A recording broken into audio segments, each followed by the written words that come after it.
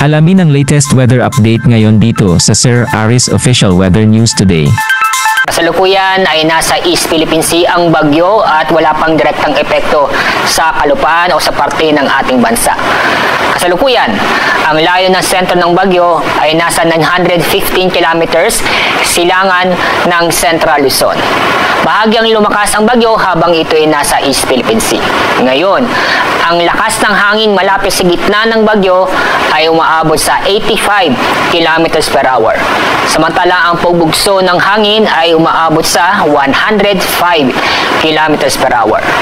Inaasahan po natin na ito ay kikilos pakanluran o lalapit sa Northern Luzon sa bilis na 20 kilometers per hour. At dahil dito, nagtaas na tayo ng Tropical Cyclone Wind Signal number 1 sa eastern portion ng Cagayan, eastern portion ng Isabela at northeastern portion ng Catanduanes. Inaasahan po natin sa mga lugar nito sa susunod ng 36 hours ay makakaranas ng pamisa-misang malalakas na pag-ulan at pagbugso ng malalakas na hangin. Base sa forecast track ng bagyong Leon,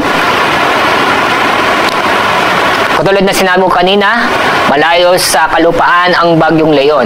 At niyo mapapansin, ang lawak ng bagyo ay hindi umaabot sa parte ng ating bansa. Sa forecast track ng bagyong Leon, posibleng mag-landfall o lalapit sa Northern Taiwan. Sa araw ng Miyerkules o sa Huwebes, kapag nagbago ang pagkilos o direksyon ng bagyong Leon, posibleng lalapit sa extreme Northern Luzon sa mga araw nito. Inaasahan po natin na lalakas si bagyong Leon dahil sa kanyang tinatahak ay karagatan na kung saan ay makakapag-ipon ng lakas o strength itong bagyong Leon. Posibleng bukas ay maging severe tropical storm.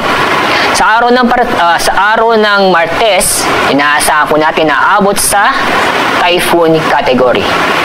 Tama ito sa